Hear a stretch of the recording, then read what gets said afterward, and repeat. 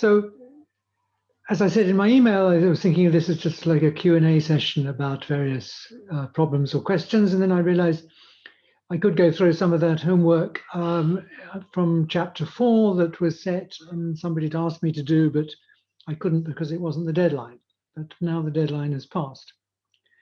So I could do some of that. Indeed, somebody's asked me, I think Olivia asked me about one of those questions, 4.6, if I could do that again. So again, I'm happy to do that. And of course, ask away about anything else. Okay, well, unless you want to suggest differently, I will just talk again a little bit about that 4.6. I ask us after we've done that, could we do 4.3b? Okay. Please. Yeah, I think I did the one direction, but I couldn't think how to do the other. I intend to go through the ones I set on the homework after this. Okay. It's just I'm going back to 4.6 because I talked a bit about that last time. Okay.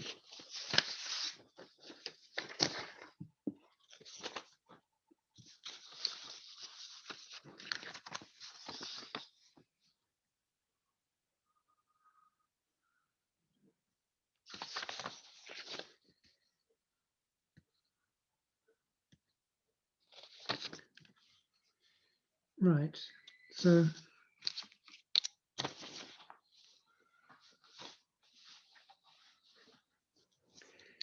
what was 4.6 here?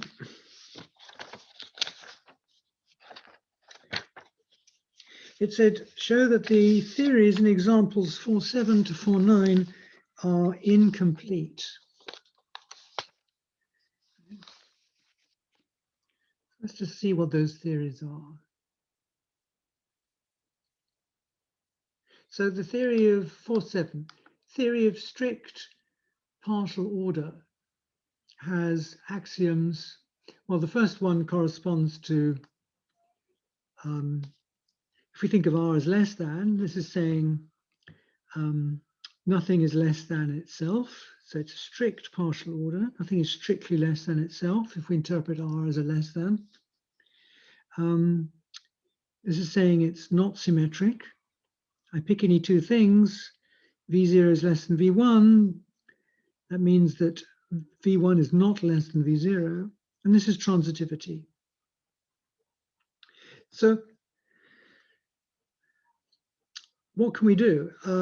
You're asked to show that the theory, right, has these axioms. So the theory is everything we can deduce from these axioms. And we're asked to show that it's not complete. So we're asked to show that for some sentence sigma, this theory doesn't prove sigma and it doesn't prove not sigma. So this is rather like the case with groups, right, which was 4.5 above. The theory of groups has just got 3 axioms, right, or can be written down with 3 axioms. But it's not the case that all groups are commutative. So I can't prove the commutative law from the axioms for groups. But nor can I disprove the commutative law.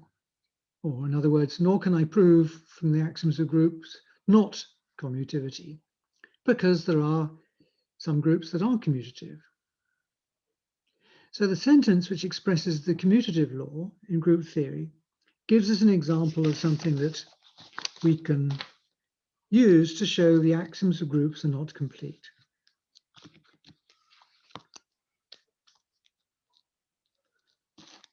So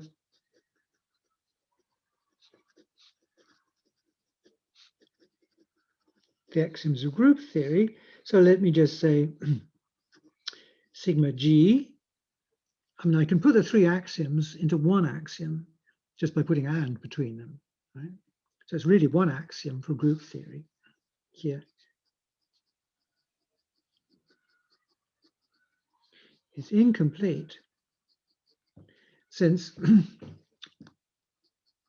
let's say if gamma is the commutative law,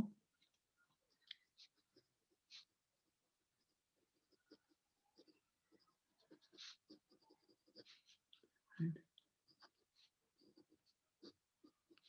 It's not true that everything that's a model of the group axioms is a model of the commutative law.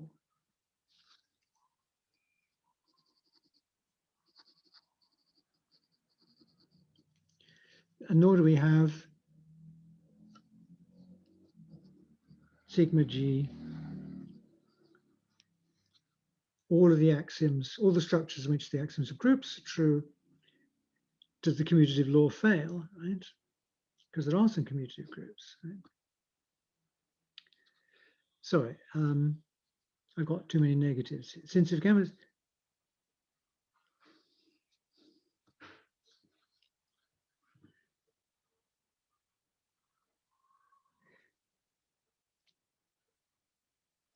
okay, so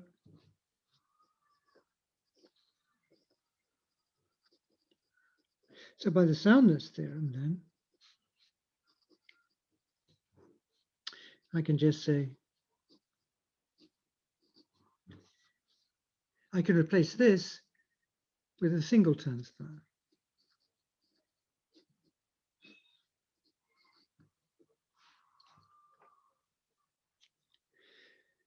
So because I've got some groups which the commutative law fails, and there are some groups in which the commutative law holds, right? I know I can't prove, literally using predicate calculus, the rules of deduction from the group axioms gamma, the commutative law, or not gamma. Okay, are there any questions about that? This is kind of, the basic example here.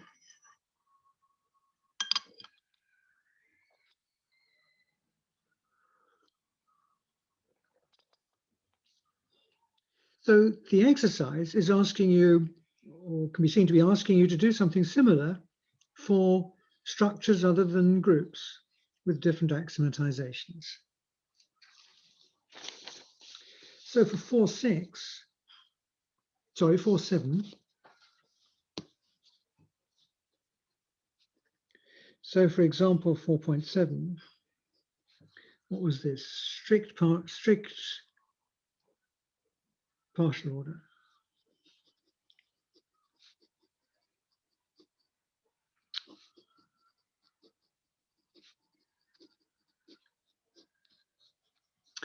So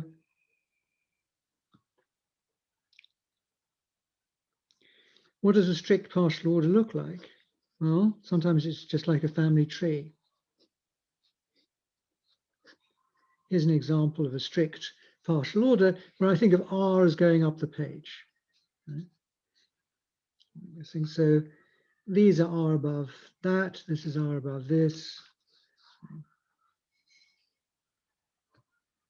Okay, well, here's another strict partial order. Very simple linear order, right? Okay, so these are different. Right?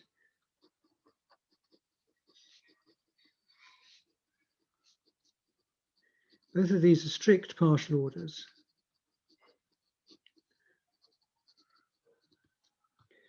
But here this one is in a line, and here this one looks like a tree. So here we've got things which are not comparable.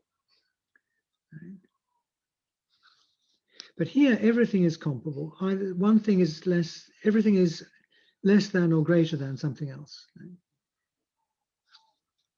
So we could use that as a way of differentiating. We can have models of the axioms with strict partial order that are like trees, and others that are totally ordered. So let Tor express totality.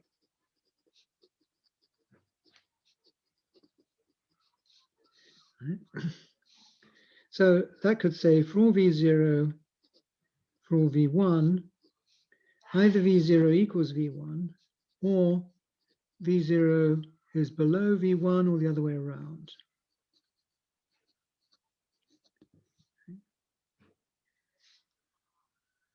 So then Tor is true in this structure, but not in this structure.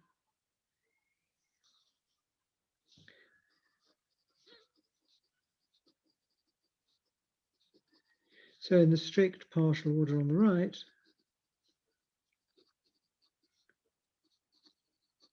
okay, but not true, not Tor is true in the strict partial order on the left.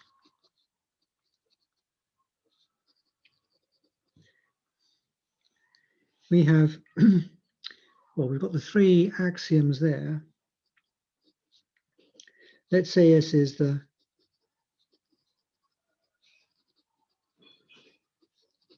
three axioms written down in the example. Right. Then it's not true that every model of those three axioms is a model of Tor because of the example on the left. And it's not true that every model of the axioms is not a linear order because of the example on the right here. So then you can say, hence by the soundness theorem,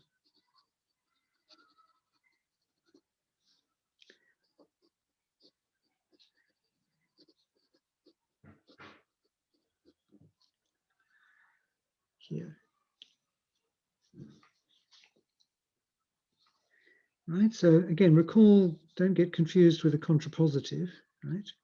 The soundness theorem is saying, you know, if you've got some gamma that's a model of phi, sorry, from phi, if phi is deducible from gamma, then in every structure in which gamma comes out true, phi must come out true. So our rules of proof preserve validity in structures.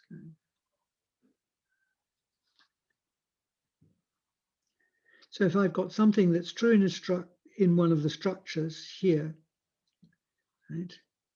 So if I've got something that's not true in one of the structures here, I can't prove it from those axioms.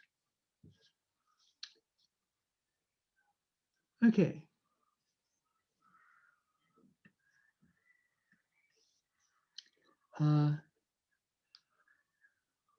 Right. So are there any questions about that particular example there?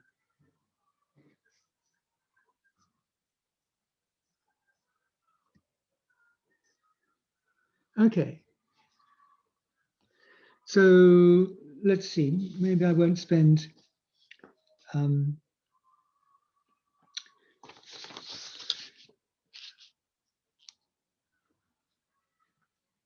let's say example 4.9.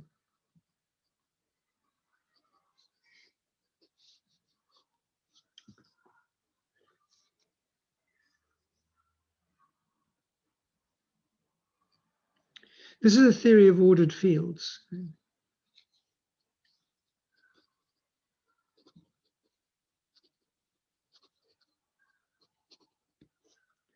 And so this is the axioms in 142. Yeah. This is example 142. So basically the idea is you take the axioms for the field, so something that looks like, you know, the rationals or the reals, and you make sure there's an ordering there. So you put an ordering in, which of course we usually do think of as being there with the reals and the rationals. So the axioms say that something is a linear order, or in other words, a total order, right? And there are a couple of axioms that say the group operations preserve the order here. So these are all true in the reals and the rationals. But there are ways that you can differentiate the reals from the rationals. For example, there is a real that squares up to 2, but there's no rational that squares up to 2. So you can use that as a statement to differentiate between the two kinds of models, two models. So let sigma, I don't know, OF for ordered fields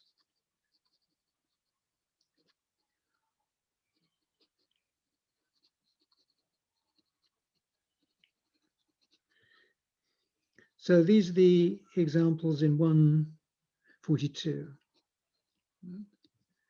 So I won't write them out again.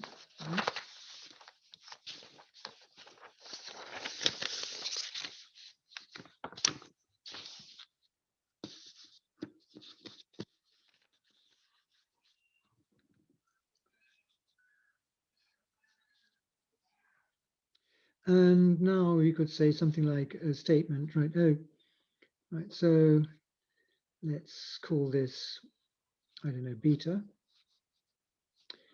So that just says there is a V0 such that V0 times V0 is 2.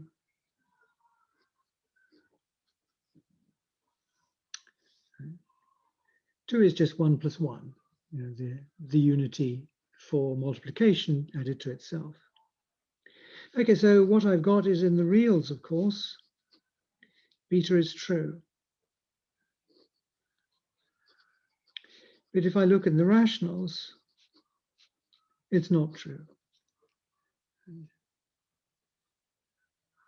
So both of these are ordered fields.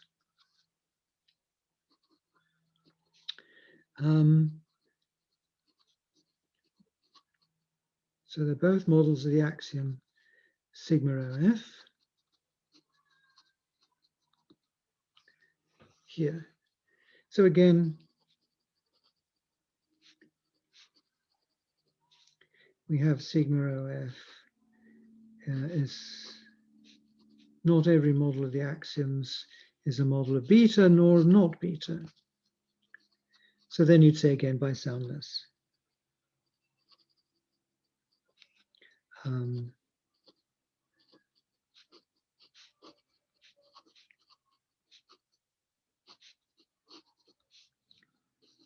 So is incomplete.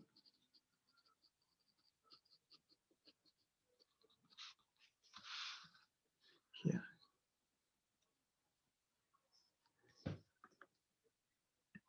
Okay. So I hope that's okay.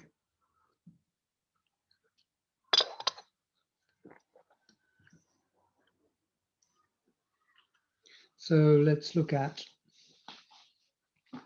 4.2.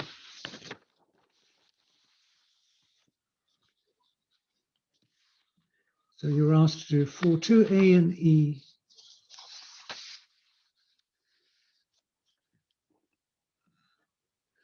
For 2 asked to A asked you to show the empty set is consistent, which I think I talked about for a bit. 4.2E said, if gamma does not prove not phi, show that gamma union phi is consistent.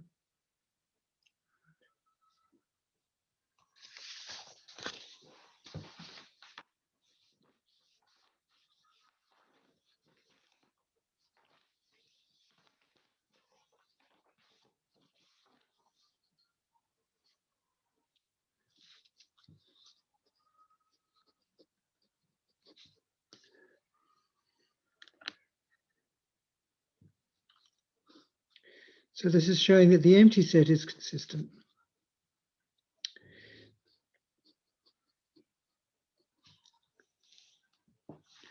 Suppose I can prove sigma outright from no hypotheses.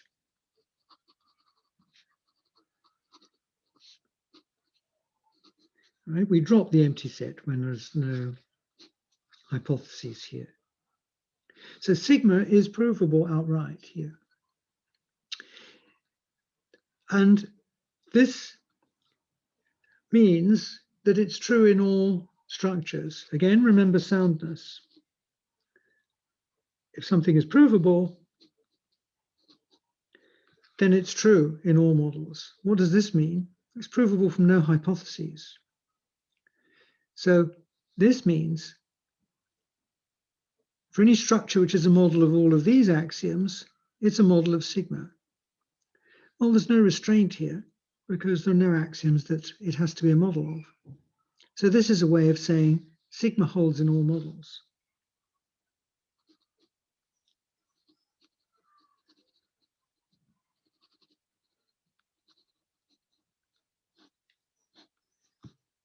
And that's what we mean by universally valid.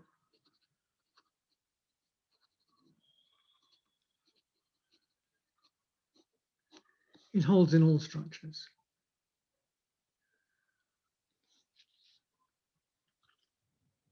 So what we have here is anything that's provable from the empty set is actually universally valid.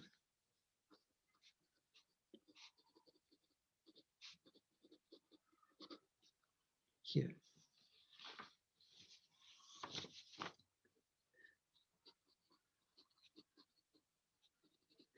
But then we cannot have that from the empty set I could prove not sigma. Because this would say, from the same reasoning, not sigma will be universally valid and true in all structures, which is nonsense. I can't have sigma and not sigma true in all structures.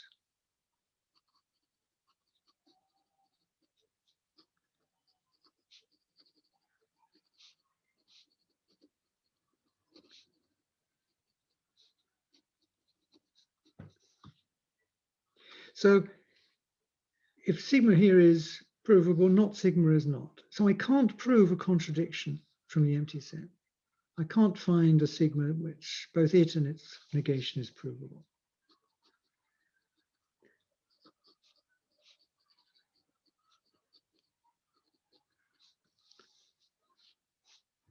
Okay.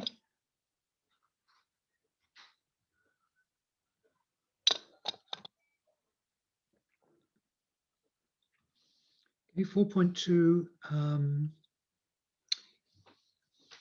E.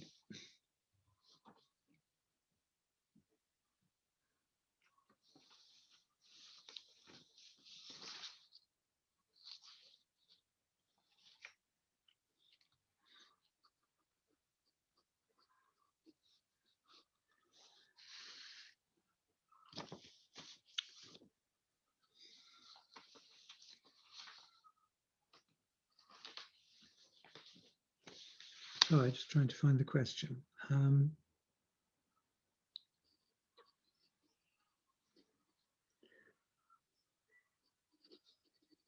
So I've got these formulae, gamma and phi. From gamma, I can't prove not phi.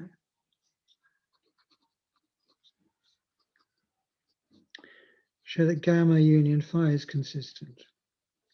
So we use this. This was a component in our proof that we could always extend a consistent set of formulae to a complete set, which was consistent. This is part of our Lindenbaum lemma. This is a step that we used there.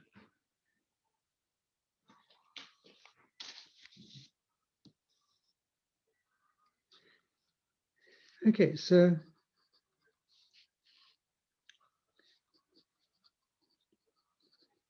suppose it's consistent, right?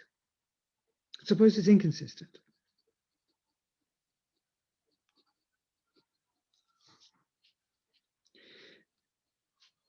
Then if it's inconsistent, actually I can prove anything from it.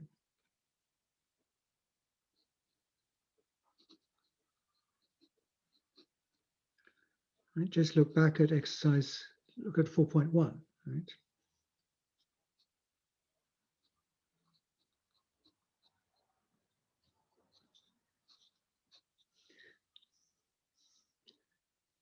So if it's inconsistent, it proves anything. Now I've chosen to have it prove not phi. So by the deduction theorem, I mean, this is only one way of answering this.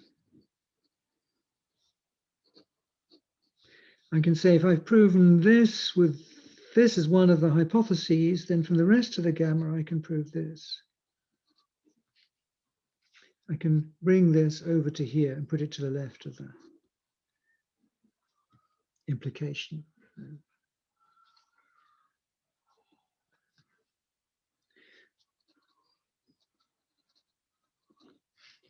But also, this is just a tautology.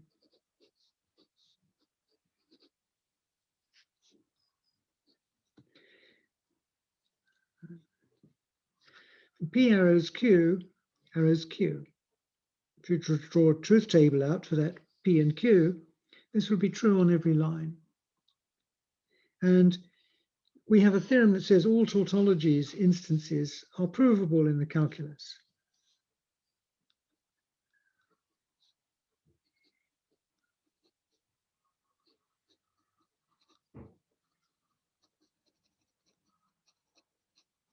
So I'm just quoting that there at this point.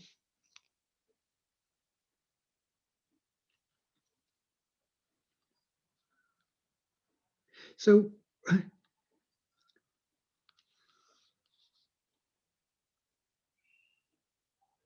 what have I got? I've got from gamma, I can prove phi arrows not phi here.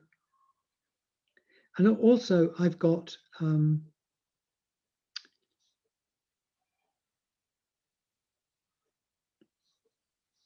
oh yeah, so I've got here, sorry, I was getting confused by my own brackets.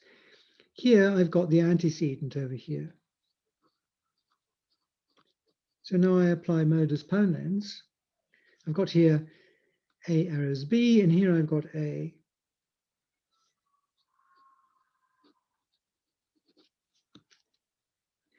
This didn't need any hypotheses from gamma to do it because it was a tautology. Okay, so but that doesn't matter. Right? So I've got from gamma, I can prove this, and I can prove this outright. So from gamma, I can prove this. That's just rule R1, modus ponens. Okay, so what have we deduced? If this is inconsistent, if gamma union phi is inconsistent, then I can prove not phi from gamma.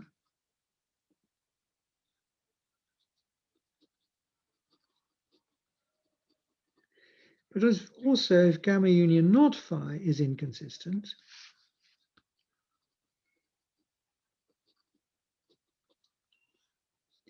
by the same reasoning, just substituting in not phi for phi here,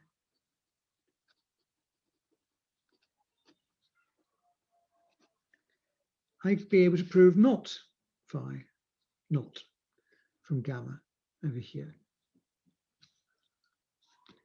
So I've proven something and its negation from gamma. So gamma is inconsistent.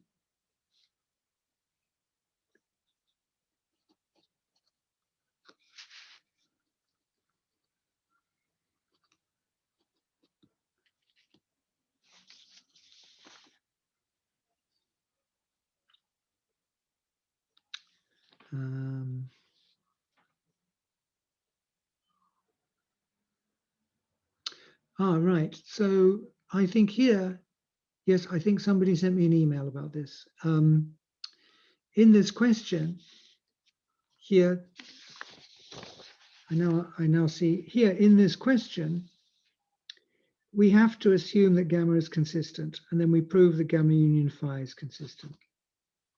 So I'm sorry, this is missing.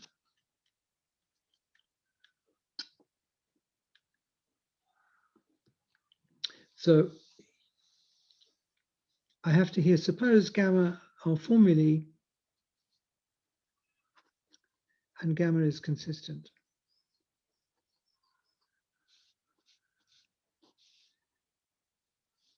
So this should go in here.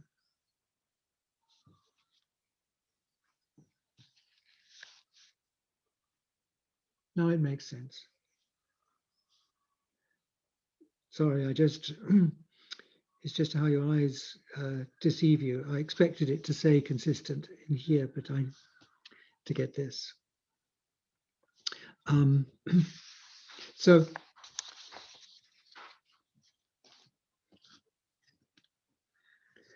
what we did here then was a contrapositive proof.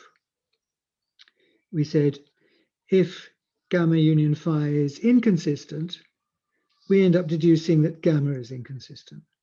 Right? So if I add here,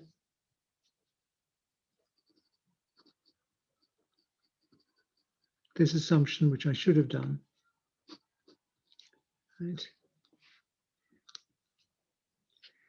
I now get what I want. I assume this fails, and I get my hypothesis fails. I prove a contrapositive. So I'd be done here.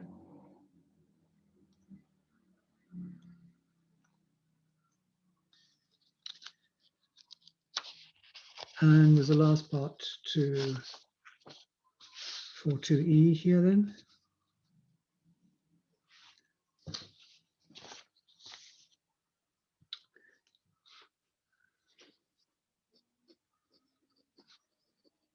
So the exercise continued. Conclude that for every consistent gamma,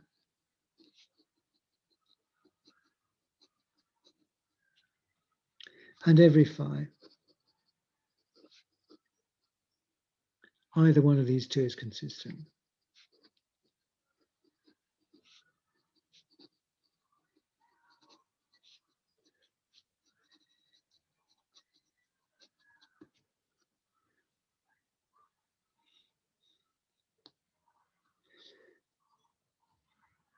Okay, so this is, in a sense, what we were doing here.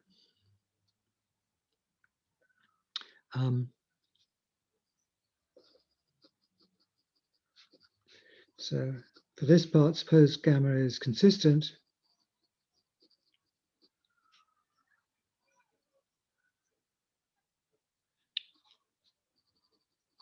And let's suppose gamma union phi is not consistent. Then we show that this one is consistent. Right? The argument, if I assume that this one is not consistent, would be the same. So I'm assuming this is consistent and this is not. Right?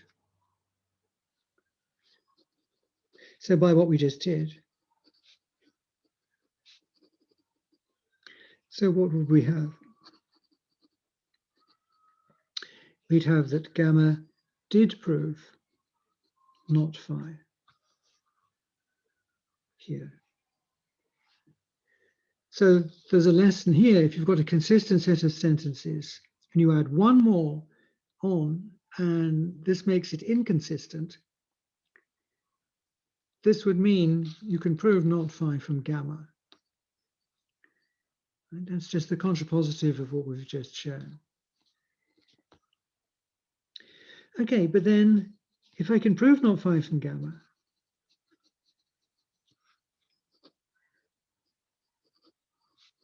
this is consistent.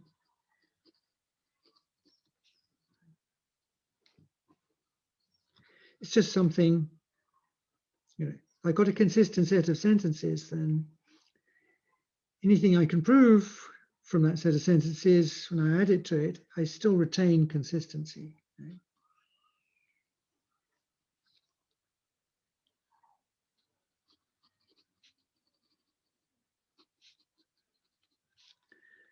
We cannot prove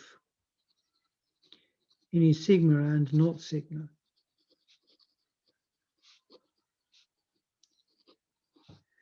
from gamma union not phi, because any instance of the use of this not phi and this proof of sigma and not sigma, I can just substitute its proof from gamma, and I'd end up with a proof of sigma and not sigma from gamma.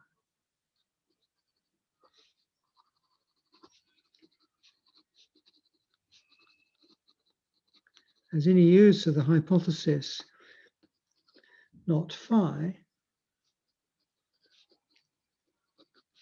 in a proof of sigma or not sigma, right,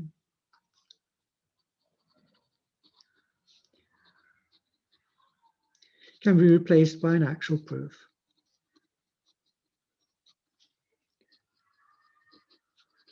Proof of not phi, right, from gamma. So we could conclude that we can prove both sigma and not sigma from gamma, which is a contradiction.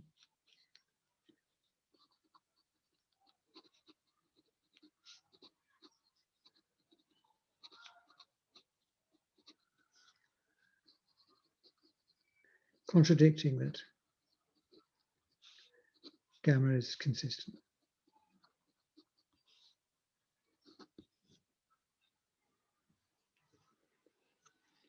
So that's kind of spelling it out in some detail there.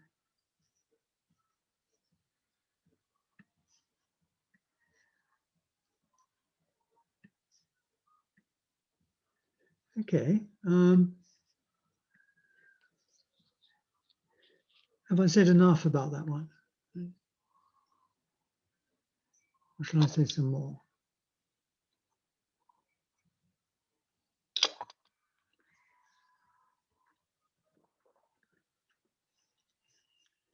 Okay.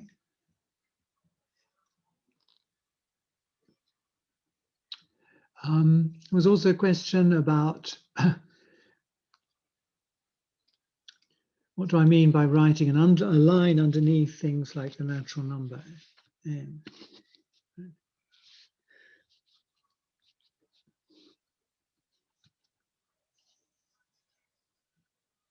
So it's true that we use a little bit of differences in notation here. We tend to use a script M here, what Charles Morgan was using. This is an M for a model or a structure, right? Like this. So a model, we're thinking of, there's the domain of the model, which let's write that with just the Roman M, right? So this is the set of elements which compose the model here. And then there are all these relations and functions and constants, which interpret the R's and F's and C's of the language. Now, to distinguish, when we come to looking at the natural numbers and the reals, we tend to write things with this black walled bold, so everybody knows this is the naturals here. So actually what I want here is, this is the set of the natural numbers, and then we've got all these other things. So actually for the structure, then I put the line underneath, just to kind of indicate that it's the set of naturals together with the functions interpreted in the structure here. So there really should be underlines there as well.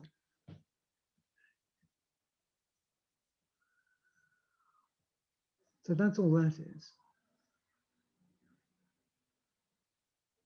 And in some of the, you can see that some of these exercise solutions are old. And at one point in older versions of these notes, it used to write structures using letters A. So this would be A underlined and be some kind of interpretation of relations in A and so on, or B. And again, without the underline, it just means the set of objects. Here. So, and again, to emphasize, model is used, particularly if we're saying it's a model of a set of sentences here. Right. Or we can just simply say structure, like a mathematical structure.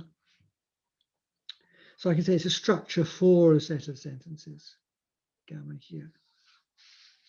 Or it could be, you think of it as an interpretation of the language.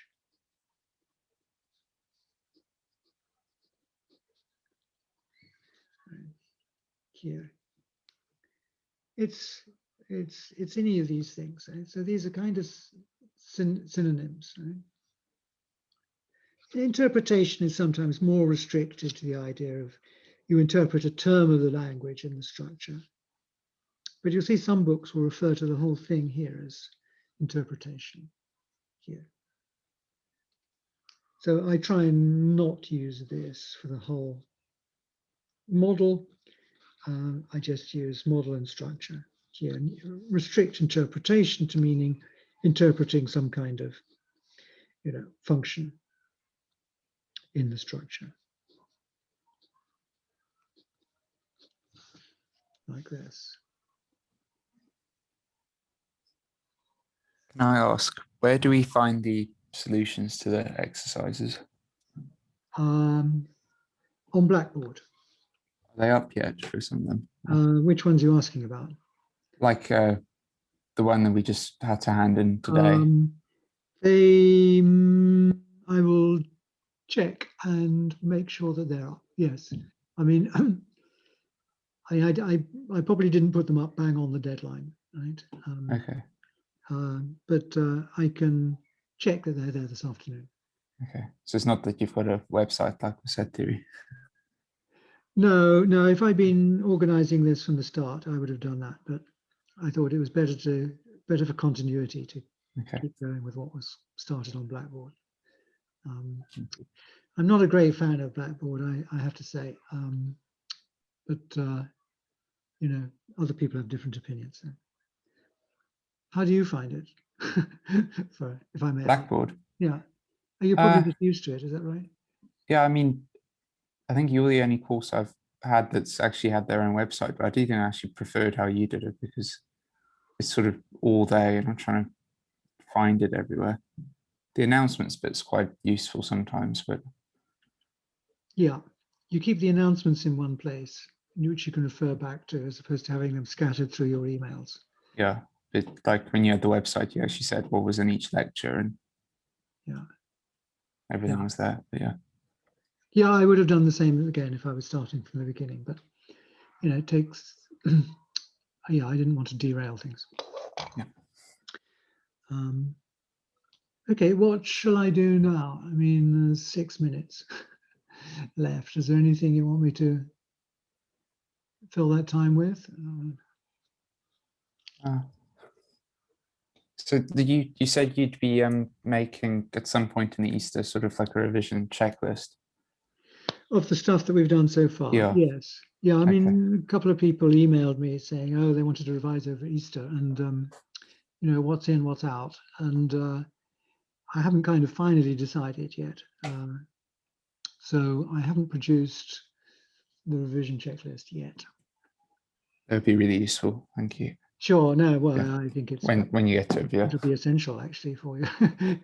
I think you have to have it. I mean, but it's what I would do, as in I did in the set theory course.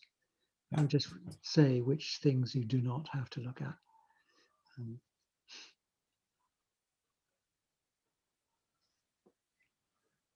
Could I maybe just ask, can you just run through, the satisfaction relation, the Yes. equals with the line on the side? I'm still sort of battling out to imagine it in my head almost. Right. Is there any way you can maybe just quickly, what's the word, conceptualize it? Right. Let me just find.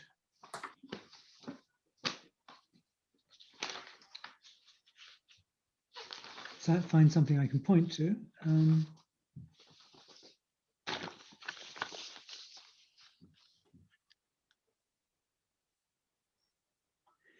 Right. So, I mean, well, this is the definition, the formal definition. But I mean, what is the idea? It's a three-way relation, right? I mean, it's written like this, but it's a relation which ties in three things. The structure, right? And here a formula, and this is an assignment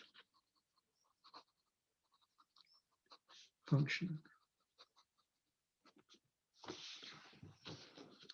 So, I mean, the formula may have some free variables in it. Maybe they're this set here.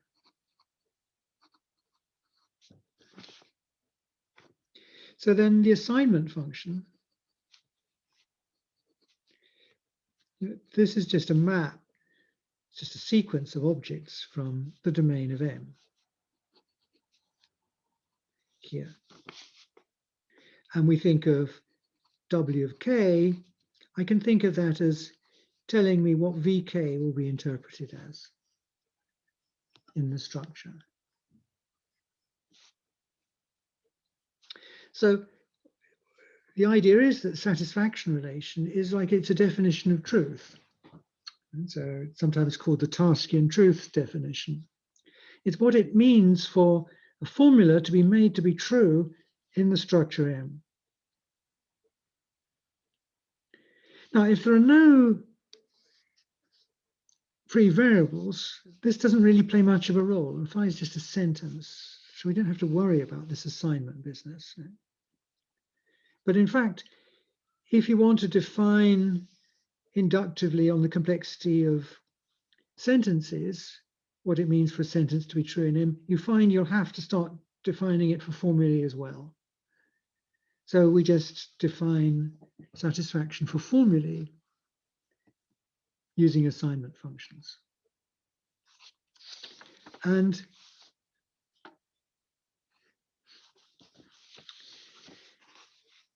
when you build the thing up,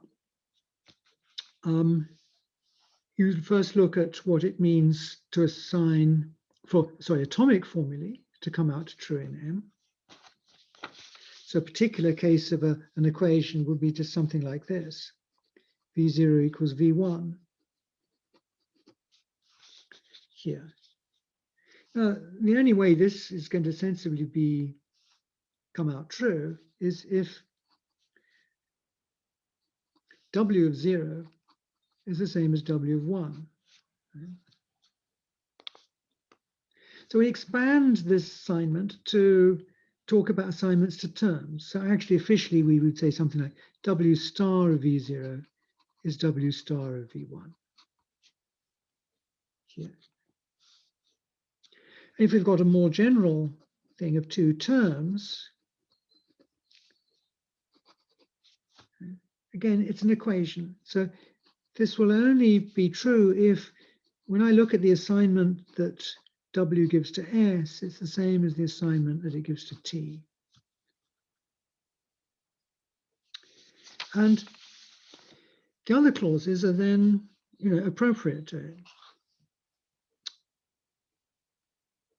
For example, here, W will make not psi come out true in M, precisely when it does not make psi true. So it's not the case that W makes psi true. Since everything in M is either true or false, if it doesn't make psi true, it has to make not psi true. We either have psi or not psi holding in M. And for an implication, we follow our intuitions about what an implication is going to be like. So if W is going to make this psi arrow Q come out true, it better be the case that whenever W makes psi come out true, then it'll make chi come out true. And the final one, which is the one which is got kind of the wrinkle in it, as it were, if W is going to make this universal statement come out true, universal statement is saying for all VKs, phi of VK and perhaps some other free variables. So it better be that whatever I substitute for VK, it comes out to be true. So when I look at M as a model of for all VK phi, so what do we want? We want for anything substituted for VK,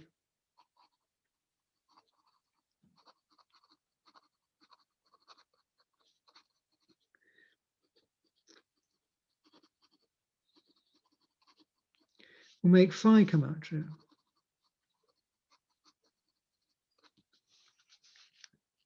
And what we have here is just this little bit of notational, little so slick kind of notational device. This here is just the same assignment function as W, except that at the kth place, it substitutes A rather than whatever W of K was before. So we allow A to vary here. And if it's the case that this variant assignment function always makes phi true, no matter what A is, then we'll say for all A it's true, which is what this is. So it's quite sensibly built up, as we get more and more complex formulae, it's built up in terms of the definition of satisfaction for simpler formulae. Since every formula is built up from atomics using negation, arrow, and for all quantification, we've covered all possible formulae by writing these clauses out. And it's a perfectly watertight, good definition of what it means for sentences to be true or assignments to make formulae true. Does this help? I've just given you the run through of satisfaction once more. Right? Yeah, thank you. Could I just see what you wrote right at the end of the, the thing you were handwriting? Could I just see the last line you wrote on that, please? I'm sort of paraphrasing what goes on here in this. I mean, this is what we want for it to. What does for all mean? We just want for everything that we substitute for VK, it comes out true. And this is what W of A for K does. I mean, this at J is WJ, if J is not K, but when J equals K, it delivers A. So it's just a natural like the definition to make. It's like the delta function. I can't remember that. Yes, yeah, something like that. Yeah. Yeah.